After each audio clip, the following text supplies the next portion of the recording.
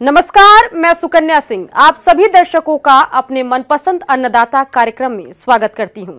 किसान हमारे अन्नदाता हैं और उनकी उन्नति में ही राज्य की प्रगति है। वे खेतों में जी तोड़ मेहनत करके अनाज, फल और सब्जियां उगाते हैं। प्रकृति से लड़ते भिड़ते किसान देश भर की आवश्यकताओं के अनुरूप खाद्यान्न उत्पादित कर ही लेते हैं।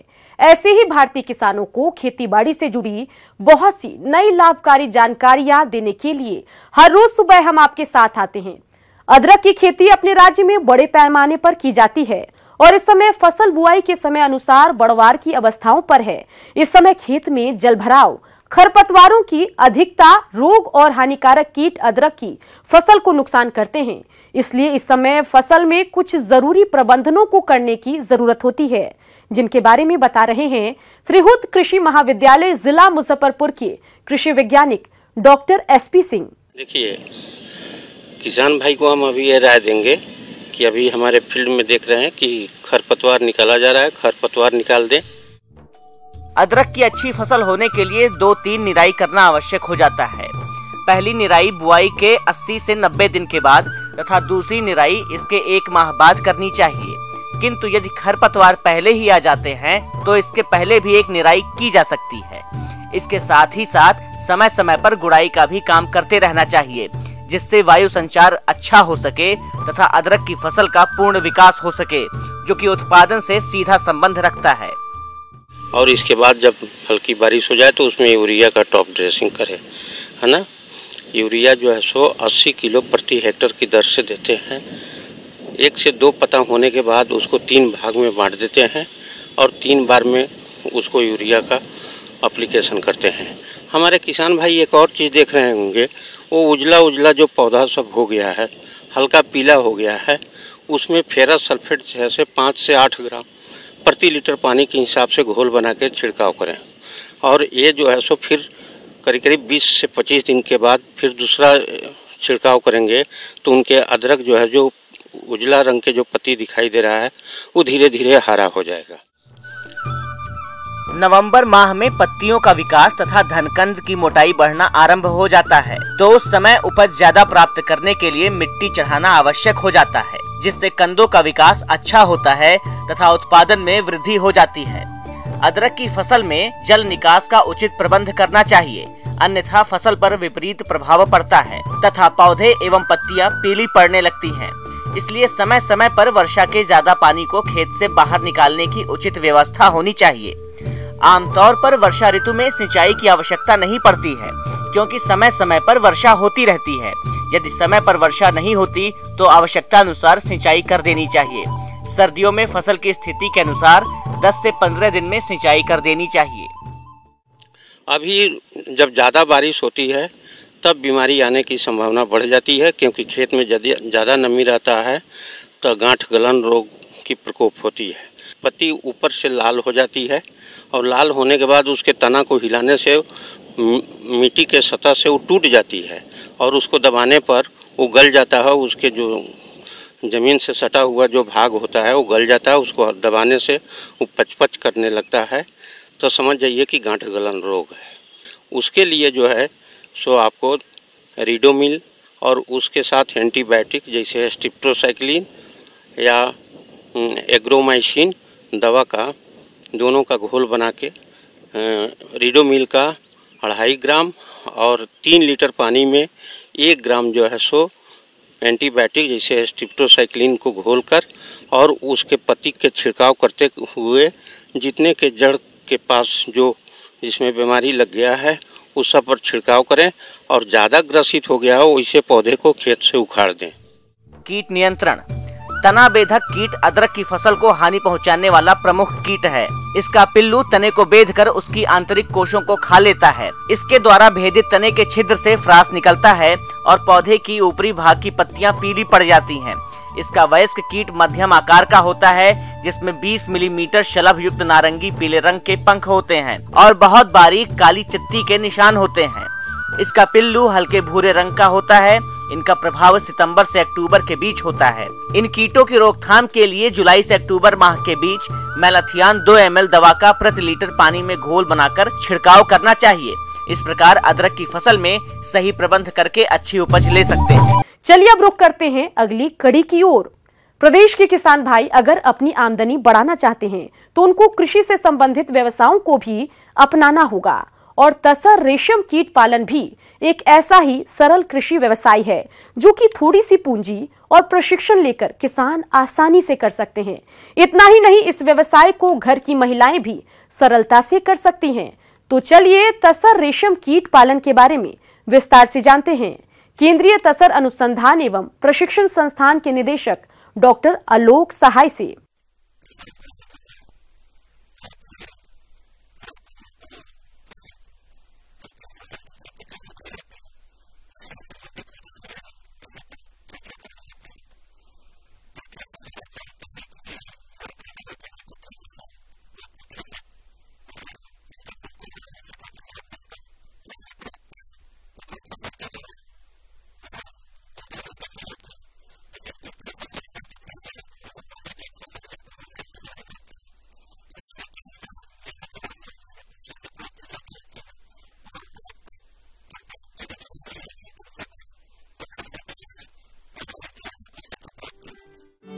रेशम उत्पादन एक कृषि आधारित उद्योग है। इसमें कच्चे रेशम के उत्पादन के लिए रेशम के कीटों का पालन किया जाता है। कच्चा रेशम एक धागा होता है जिसे कुछ विशेष कीटों द्वारा कते कोसों से प्राप्त किया जाता है। रेशम उत्पादन के मुख्य कार्यकलापों में रेशम कीटों के आहार के लिए खाद्य पौध कृषि तथा कीटों द्वारा बुने हुए कोसों से रेशम तुंत निकलना, इसे संसाधित करने तथा बुनाई आदि की प्रक्रिया सन्निहित है।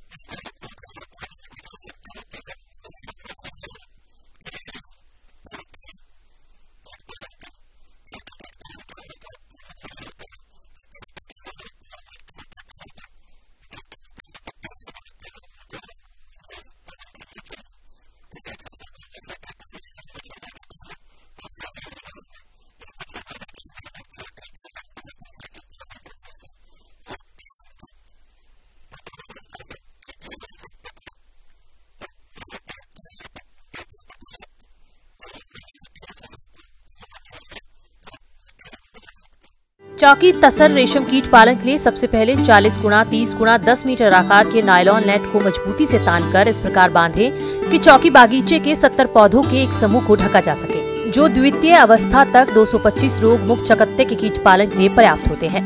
चौकी बगीचा में सफाई एवं स्वास्थ्यकर स्थिति बनाए रखें। यदि वर्षा होती है तो नायलॉन नेट को हिलाकर उस पर स्थित वर्षा की बूंदों को हटा दें, ताकि नायलॉन नेट में निर्बाध रूप से हवा का संचालन हो सके। साथ ही नायलॉन नेट को थोड़ा ऊपर की ओर उठा दें ताकि सुचारू रूप से हवा का संचालन हो सके एवं अधिक आर्द्रता को दूर किया जा सके।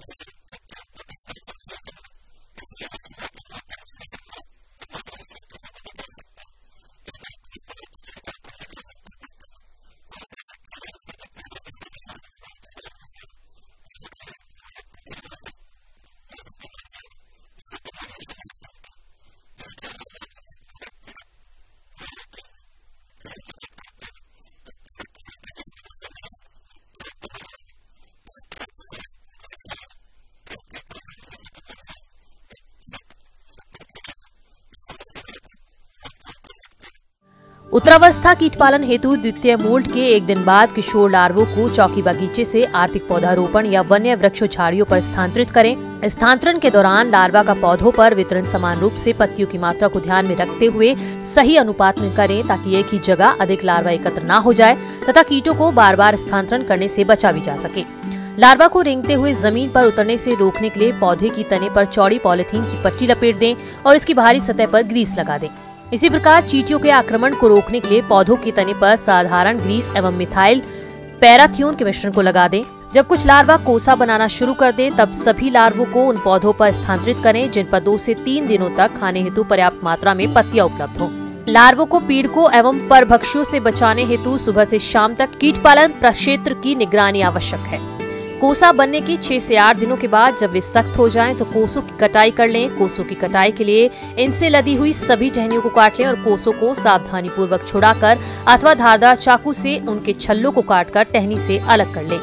कोसों की कटाई के पश्चात पहले उन पर सटे पत्तों को हटाकर साफ करें, फिर उन्हें विभिन्न समूहों जैसे अच्छा, मृत, कटा, फोकी, जीना एवं पीड़क संक्रमित आदि से छांट लें। बीज उत्पादन में उपयोग हेतु अच्छे कोसों को ढंग से पिरोकर माला बना लें। बाकी कोसों का धागाकरण व कटाई में उपयोग हेतु श्वासरोधन करें।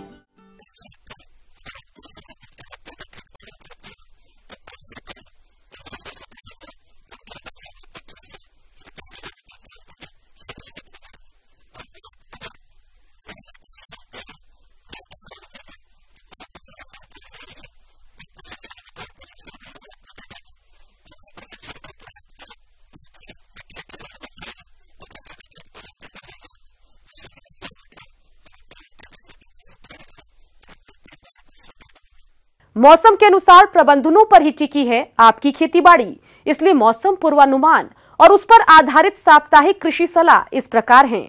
ग्रामीण कृषि मौसम सेवा भारत सरकार डॉक्टर राजेंद्र प्रसाद केंद्रीय कृषि विश्वविद्यालय पूसा समस्तीपुर एवं बिहार कृषि विश्वविद्यालय भागलपुर और बिरसा कृषि विश्वविद्यालय रांची के द्वारा भेजे गए मौसम पूर्वानुमान के आधार पर किसानों को सलाह दी जाती है। पूर्वानुमान की अवधि में उत्तर बिहार के जिलों में हल्के बादल छाए रह सकते हैं। इस अवधि में तराई तथा मैदानी जिलों के ज्यादातर स्थानों में मौसम शुष्क रहने का अनुमान है। हालांकि इस दौरान 1-2 स्थानों पर हल्की बारिश हो सकती है। धान की फसल में ब्राउन प्लांट होपर कीट की निगरानी करें। ये मच्छरनुमा कीट पौधे की पत्तियों एवं तने से रस चूसता है, जिससे पत्तियां सूखी हुई तथा भूरे रंग की हो जाती है। यदि प्रकोप दिखाई दे तो इमिडाक्लोप्रिड 0.3 मिलीलीटर प्रति लीटर पानी की दर से घोलकर छिड़काव करें। इन दिनों पशुओं में HS, गलघोंटू, लंगड़ी, बुखार, सर्रा, PPR, दस्त, निमोनिया जैसी बीमारियों की संभावना रहती है। इनसे बचने के लिए टीकाकरण जरूर कराएं। पशुओं के पैरों एवं थन को पोटाशियम परमैंगनेट या फिटकरी के घोल से धोएं। गाभिन एवं दुधारू गायों को खनिज एवं विटामिन मिश्रण 50 ग्राम प्रतिदिन दें। पशुओं को दिन में छायादार सुरक्षित स्थानों पर रखें तथा अधिक मात्रा में स्वच्छ पानी पिलाएं। मूली एवं गाजर की अगेती बुआई करें। मूली के लिए पूसा चेतकी, पूसा देशी, पूसा हिमानी, जौनपुरी जापानी सफेद, पूसा रश्मि, जापानी सफेद, पंजाब सफेद, अकी निशांत आदि प्रभेद अनुशंसित है। गाजर के लिए Pusa Kesar, Pusa Meghali, Pusa Yamdagini, American beauty, Kalyanpur yellow एवं नैंटिस प्रभेद अनुशंसित है। पत्ता गोभी की अगाध किस्मों की बुआई नर्सरी में करें। इसके लिए प्राइड ऑफ इंडिया, गोल्डन एकर, पूसा मुक्ता, पूसा अगेती एवं अली ड्रम हेड किस्में अनुशंसित है। फूल गोभी की पूसा अघनी, पूसी पटनामेन, पूसा सिंथेटिक 1, पूसा शुभ्रा, पूसा शरद, पूसा मेघना, काशी कुंवारी एवं अर्ली स्नोवॉल आदि किस्मों की रोपाई करें। अगाध फूल गोभी में पत्ती खाने वाले कीट की निगरानी करें एवं प्रकोप दिखाई देने पर बचाव हेतु स्पेनोसेड दवा 1 मिलीलीटर प्रति 4 लीटर पानी में घोलकर छिड़काव करें। आवश्यकता अनुसार सिंचाई भी करें। भिंडी, उड़द और मूंग की फसल में पीला मौजिक वायरस रोग की निगरानी करें। ये रोग सफेद मक्खी द्वारा फैलता है। रोगग्रस्त पौधों को उखाड़कर नष्ट कर फसल में अनुशंसित दवा का छिड़काव करें। धनबाल निकालने की अवस्था में जो मक्का की फसल आ गई हो उसमें 30 किलो नेत्रजन प्रति हेक्टेयर की दर से डालें। फसल की इस अवस्था में खेत में पर्याप्त नमी बनाए रखें। सितंबर अरहर की बुआई करें। अरहर की पूसा 9 तथा शरद प्रभेद उत्तर बिहार के लिए अनुशंसित है। बुआई के 24 घंटे पूर्व 2.5 ग्राम थीरम दवा से प्रति किलोग्राम बीज की दर से उपचार करें। बुआई के ठीक पहले उपचारित बीज को उचित राइजोबियम कल्चर से उपचारित कर बुआई करनी चाहिए।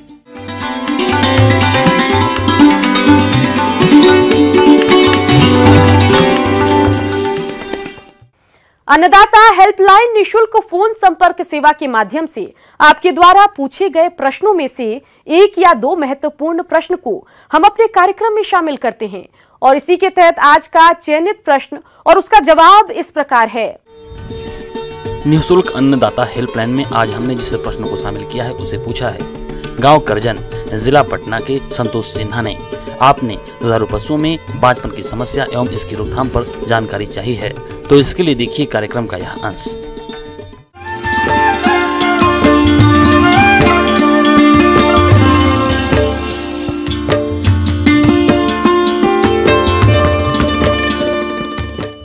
हमारे देश में डेयरी उद्योग में हो रहे नुकसान के लिए सबसे ज़्यादा जिम्मेदार पशुओं का बांझपन होता है और बांझ पशुओं को पालना किसानों के लिए एक आर्थिक क्षति हो गई है। उन्हें बांध के खिलाते हैं और पता चला कि वो कई महीने गर्म नहीं होते हैं, न बच्चा देते हैं, तो इन पशुओं को पालना एक तरह से आर्थिक क्षति होती है किसानों के लिए। और हर साल हमारे देश में करीब 10 से 20% जो दुग्ध उत्पादन की क्षमता है वह बांझपन की वजह से कम होता जा रहा है। और बांझपन एक कोई सिंगल कारण नहीं है, बांझपन के लिए जो है कई समस्याएं होती हैं। एक तरह की बीमारी नहीं, बीमारियों का एक संग्रह है। अपने प्रदेश में पशुओं के समय पर नहीं ब्याने की समस्या आमतौर पर देखी जाती है और यदि आपके पशु समय पर ही नहीं ब्याएंगे तो आपके द्वारा की गई सारी मेहनत बेकार चली जाएगी और हमारे पशुपालकों को भारी नुकसान उठाना पड़ सकता है। पशुओं में जो बांझपन का मतलब होता है कि मादा पशु द्वारा बच्चा न पैदा कर पाने को पशुओं का बांझपन कहा जाता है और इसके कई कारण होते हैं। जो मुख्य कारण दो होता है। पहला कारण यह है कि पशुओं में असंतुलित आहार मीन्स मादा पशुओं का कुपोषण। दूसरा कारण होता है पशुओं का रखरखाव, उचित रखरखाव न होने पर। डेयरी पशुओं में गर्भधारण नहीं करने के कई कारण हैं, जैसा कि संतुलित आहार में कमी, पशुओं में परजीवियों की समस्या, पशुओं का लंबे समय से बीमार होना, पशुओं के प्रजनन अंगों में विकार होना इत्यादि कारणों से पशु समय पर नहीं ब्याते हैं। इसके अलावा कुछ आनुवंशिक कारण भी होते हैं। ओवरी का छोटा होना, ओवरी का एब्सेंट होना, इसके अलावा जो है योनि का छोटा होना, गर्भाशय का छोटा होना। और किसान भाइयों की तरफ से एक गलती होती है कि वो जो है सही समय पे कीट का लक्षण ही नहीं पहचान पाते। पशुपालक भाइयों, यदि आप अपने पशुओं का सही समय पर गर्भाधान करवा लेते हैं तो आपकी गाय भैंसें समय पर ब्याएंगी और ये पशु साल भर दूध देते रहेंगे। इसके निदान भी हो सकते हैं। इसके निदान जो है, इसमें मेनली इसके निदान के जो कारण है कि सही समय पे जानवर के लक्षण को पहचानना और सही समय पे उसका गर्भाधान करवाना।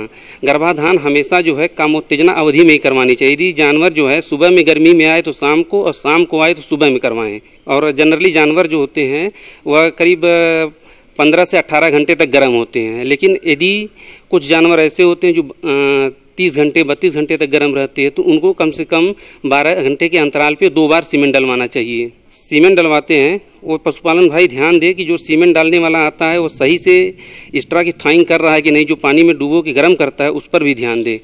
और ये भी ध्यान दे कि वो एक्स्ट्रा पर कोई पानी की बूंद या एक्स्ट्रा सीमेंट डालने पर उस पर एक्स्ट्रा पे खून तो नहीं लग रहा है, क्योंकि एक बूंद पानी या खून जो होता है वह स्पर्म को मार देता है, उससे भी नहीं रुकेगा जानवर। और जानवर को हमेशा जो है कामोत्तेजना अवधि में ही सीमेंट डलवाएं, नहीं कि पता चला जानवर आज गर्म हो रहा है 2 दिन बाद ले जा रहे हैं सीमेंट डलवाने। तो ये सबसे बड़ा कारण यही होता है पशुओं के बांझपन के। बाकी जो होता है जैसे कुछ संक्रामक रोग हैं, जैसे ट्राइकोमोनियासिस है, ब्रुसलोसिस है, कंपाइलोबैक्टीरियोसिस है, ये भी बांझपन के कारण हो सकते हैं। जो चरने वाले जानवर हैं उनको हर 3 महीने पर चारा कीड़े की दवा दें और जो बांध के खिलाते जानवर उनको हम 4 से 6 महीने पर जरूर कीड़े की दवा दें। पशुओं को जो है मिनरल मिक्सचर 50 ग्राम मिनरल मिक्सचर और 25 ग्राम नमक को भी आयोडीन युक्त नमक जरूर दें। तो गर्म नहीं हो रहा है तो हमेशा जो है जानवर यदि गर्म नहीं हो रहा है तो आप जो है आपके अपने जो निकट का पशु चिकित्सालय है वहाँ के योग्य पशु चिकित्सक को बुला के जानवर का चेकअप करवाएं, तब उसका इलाज करवाएं। तापमान का भी ध्यान देना चाहिए। पशुओं को ऐसी जगह बांधे जहाँ पर न ज़्यादा ठंडी हो न गर्म हो, हमेशा तापमान का ध्यान देना चाहिए। उचित रख रखाव का और उचित प्रकाश का भी ध्यान देना चाहिए। इसके वजह से भी जानवर जो है उसके जो है स्ट्रेस पीरियड पे जो है प्रभाव पड़ता है। पशुपालक भाइयों, यदि आप अपने पशुओं का सही समय पर गर्भाधान करवाते हैं तो न केवल पशुओं के देखभाल के खर्चे से बच सकते हैं बल्कि इनसे अच्छी आय भी ले सकते हैं। जनरली यदि हायर टेम्परेचर है तो उस केस में भी जानवर का एबॉर्शन हो जाता है। पता चला कि 2 महीने का प्रेगनेंसी है, आप 45 डिग्री तापमान ऐसे जगह जानवर को बांध रहे हैं, लू लग रही है, तो उसमें भी जानवर बच्चा फेंक सकता है। तो इस चीज़ों का ध्यान रखना चाहिए पशुपालक भाइयों को। यदि इन सब चीज़ों का पशुपालक भाई ध्यान रखते हैं तो वो अपने इनकम को बढ़ा सकते हैं और दूध उत्पादन की क्षमता को भी बढ़ा सकते हैं।